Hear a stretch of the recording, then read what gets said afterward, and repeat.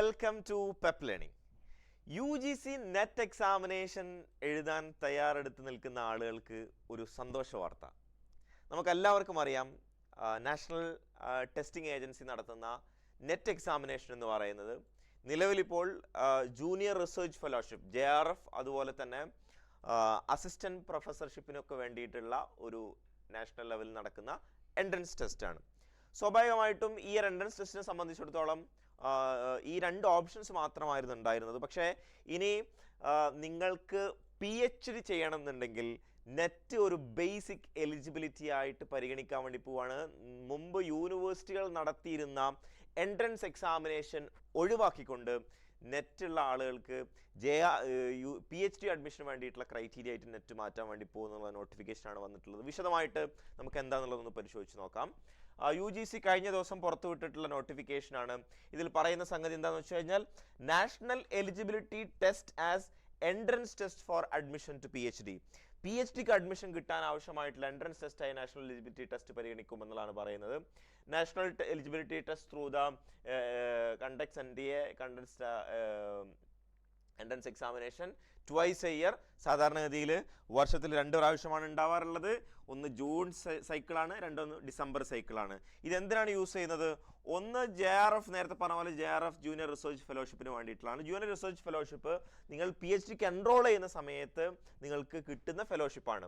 അതുപോലെ തന്നെ പിന്നീട് കോളേജസിലും യൂണിവേഴ്സിറ്റീസിലും ഒക്കെ അസിസ്റ്റന്റ് പ്രൊഫസറായിട്ട് നിങ്ങൾക്ക് ജോയിൻ ചെയ്യാനുള്ള എലിജിബിലിറ്റി ആയിട്ടാണ് നിലവിൽ എന്തുള്ളത് നെറ്റ് പരിഗണിക്കുന്നത്. എന്തായി? Many universities conduct entrance test for admission to the PhD programmes requiring the students to write multiple PhD entrance test. അതുകൊണ്ട് ഓരോ യൂണിവേഴ്സിറ്റിയിലേക്കും അഡ്മിഷൻ കിട്ടണമെന്നുണ്ടെങ്കിൽ, PhDക്ക് വേണ്ടിയിട്ട് അഡ്മിഷൻ കിട്ടണമെന്നുണ്ടെങ്കിൽ വ്യത്യസ്ത യൂണിവേഴ്സിറ്റികളിലേക്ക് വ്യത്യസ്ത എൻട്രൻസ് ടെസ്റ്റുകൾ, അതായത് ഒരു കുട്ടിയെ സംബന്ധിച്ചിടത്തോളം മൾട്ടിപ്പിൾ എൻട്രൻസ് ടെസ്റ്റ് എഴുതേണ്ട സാഹചര്യം ഉണ്ടാവുന്നുള്ളതാണ്. അതുകൊണ്ട് to help the students with one national entrance test for PhD admissions as a part of implementing the national education policy 2020, UGC constituted an expert committee to review the provisions of national eligibility test.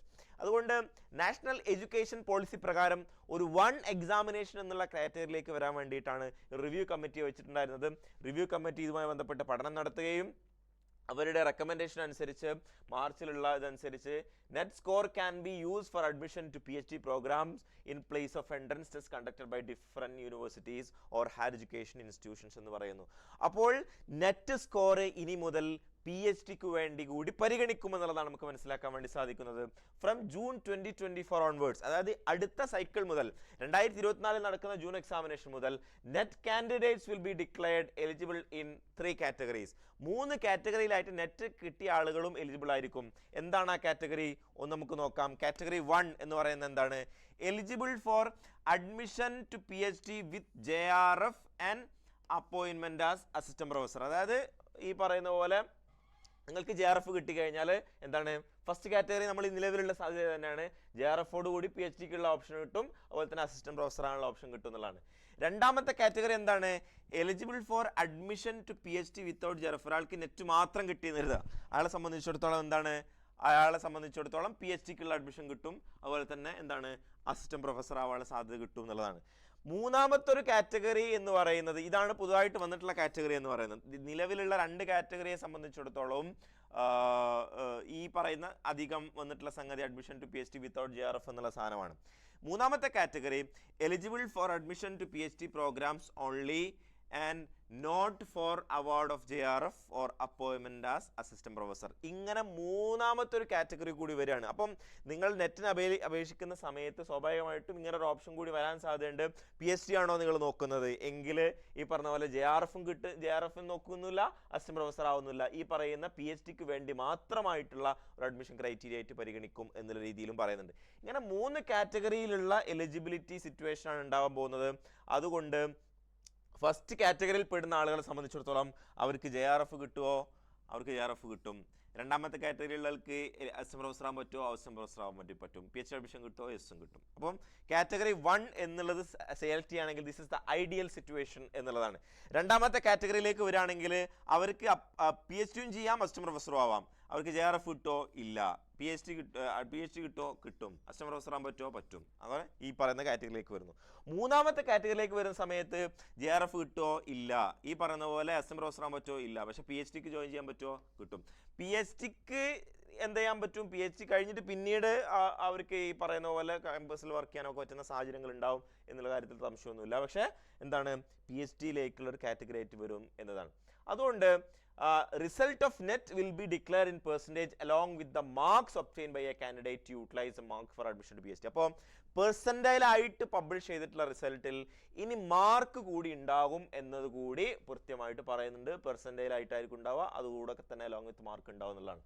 The JRF qualified students are admitted into PhD programs based on interview as per University Grants Commission. അതിൻ്റെ regulation അനുസരിച്ച് JRF qualified ആയ ആളുകളെ സംബന്ധിച്ചിടത്തോളം അവർ directly interview പ്രോസസ്സിലേക്കായിരിക്കും പോവുക. For students who qualify category 2 and 3, അതായത് ഈ രണ്ടാമത്തെ category മൂന്നാമത്തെ കാറ്റഗറിയും അവരെ സംബന്ധിച്ചിടത്തോളം 70% weightage will be given for test scores and 30% of weightage for interview for admission to PhD. അപ്പോൾ അത് 70% ഓഫ് മാർക്ക് നിങ്ങൾ ടെസ്റ്റ് നെറ്റിൽ കിട്ടിയ മാർക്കായിരിക്കും പരിഗണിക്കുക, 30% interview for admission to PhD programme ആയിരിക്കും പരിഗണിക്കുക. അതുകൊണ്ട് the PhD admission will be based on the combined merit of NET marks and marks obtain in the interviewers. അപ്പം നെറ്റും ഇന്റർവ്യൂവും കൂടി ചേർന്നിട്ടാണ് എന്ത് ചെയ്യുന്നത്, ഈ പറയുന്ന പോലെ ഈ രണ്ടും കൂടി ചേർന്നുകൊണ്ടുള്ള ഒരു പ്രോസസ് ആയിരിക്കും ഉണ്ടാവുക എന്നുള്ള സാധനമാണ്.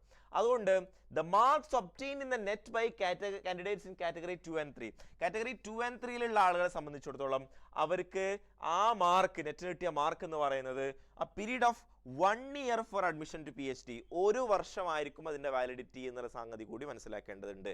അതുകൊണ്ട് ഇപ്പോൾ നെറ്റ് കിട്ടിക്കഴിഞ്ഞാൽ നിങ്ങൾക്ക് 2 വർഷത്തെ വാലിഡിറ്റി ഉണ്ടാവും. ഈ പറഞ്ഞ പോലെ നിങ്ങൾക്ക് PG ക്വാളിഫൈ ചെയ്തിട്ട് അതിൻ്റെ സർട്ടിഫിക്കറ്റ് കിട്ടാം, പിന്നെ അത് നിങ്ങൾക്ക് വാലിഡ് ആണ് കംപ്ലീറ്റ്ലി. പക്ഷേ PhDയെ സംബന്ധിച്ചിടത്തോളം ഇതിൻ്റെ മാർക്ക് എന്തിനു മാത്രമേ പറ്റുള്ളൂ, ഒരു വർഷമായിരിക്കും നിങ്ങൾക്ക് എന്തുണ്ടാവുക, ഒരു വർഷമായിരിക്കും അതിൻ്റെ വാലിഡിറ്റി ഉണ്ടാവുക എന്നുള്ള സംഗതി ആയിരിക്കും പറയാം. ഈ പറയുന്ന പോലെ പുതിയ ഇൻഫർമേഷൻ ബുള്ളറ്റിനിൽ ഇതിൻ്റെ വിശദമായിട്ടുള്ള ഡീറ്റെയിൽസ് ഉണ്ടാവും എന്നുള്ളതാണ് പറഞ്ഞിട്ടുള്ളത്. അപ്പോൾ ബേസിക്കലി ഇത്ര മാത്രമേ ഉള്ളൂ. നെറ്റ് എന്ന് പറയുന്നത് 3 കാറ്റഗറി എന്നുള്ള സ്വഭാവത്തിലേക്ക് വരാൻ വേണ്ടി പോവാണ്. ഒന്ന് JRFും നെറ്റും PhDയും കിട്ടുന്ന ഒരു കാറ്റഗറി. രണ്ടാമത്തത് JRF ഇല്ല, നെറ്റും കിട്ടും, അതുപോലെ തന്നെ അസിസ്റ്റന്റ് പ്രൊഫസറും ആവാം, PhD അഡ്മിഷൻ കിട്ടും എന്നുള്ള സ്വഭാവത്തിലുള്ളത്. മൂന്നാമത്തത് JRFും കിട്ടൂല, അസിസ്റ്റന്റ് പ്രൊഫസർ ആവാൻ കഴിയില്ല, അതുപോലെ തന്നെ PhD അഡ്മിഷൻ മാത്രം കിട്ടുന്ന ഒരു കാറ്റഗറി. ഏതായിരുന്നാലും കാറ്റഗറി 1, 2, 3 ആയിരുന്നാലും PhD അഡ്മിഷൻ എന്ന് പറയുന്നത് 3ലും എന്താണ് ഗ്യാരണ്ടി ആവുന്നു എന്നുള്ള സിറ്റുവേഷനാണ് വരുന്നത് എന്നാണ് നമുക്ക് മനസ്സിലാക്കാൻ വേണ്ടി സാധിക്കുന്നത്. അപ്പോൾ ഇത് വളരെ പ്രധാനപ്പെട്ട അപ്ഡേറ്റ് ആണ്. ഇത് വലിയ മാറ്റങ്ങൾ ഉണ്ടാക്കാൻ വേണ്ടി പോവാണ്. ഇനി ഓരോരോ യൂണിവേഴ്സിറ്റിയിലേക്കും പ്രത്യേകം PhDക്ക് വേണ്ടിയിട്ടുള്ള അപേക്ഷ വിളിക്കുന്നതായിരിക്കില്ല. അതുകൊണ്ട് നെറ്റിൽ നിങ്ങൾ ക്വാളിഫൈ ചെയ്യുക എന്നുള്ളത് വളരെ പ്രധാനപ്പെട്ട സംഗതിയാണ്. അത് നിങ്ങൾ നെറ്റ് ക്വാളിഫൈ ചെയ്യാൻ പറ്റുന്ന ആളുകൾ, ക്വാളിഫൈ ചെയ്യാൻ ഉദ്ദേശിക്കുന്ന ആളുകളെ സംബന്ധിച്ചിടത്തോളം വളരെ കോംപ്രിഹെൻസീവ് ആയിട്ടുള്ള കോച്ചിങ് പ്ലാറ്റ്ഫോമാണ് നമ്മൾ PEPP നെറ്റിൽ നമ്മൾ ഫോളോ ചെയ്യുന്നത്. നിങ്ങൾക്ക് അതുമായി ബന്ധപ്പെട്ട കൂടുതൽ വിശദാംശങ്ങൾ അറിയാൻ ഡിസ്ക്രിപ്ഷൻ ബോക്സിൽ നോക്കാവുന്നതാണ്. അതുപോലെ തന്നെ ഡീറ്റെയിൽസ് നിങ്ങൾക്ക് എന്തെങ്കിലും സംശയങ്ങളുണ്ടെങ്കിൽ കോൺടാക്ട് ചെയ്യുകയും ഒക്കെ ചെയ്യാവുന്നതാണ്. സോ ഇതാണ് നിങ്ങൾക്ക് മുമ്പിൽ പറയാനുള്ള update. Wish you all the best. Thank you.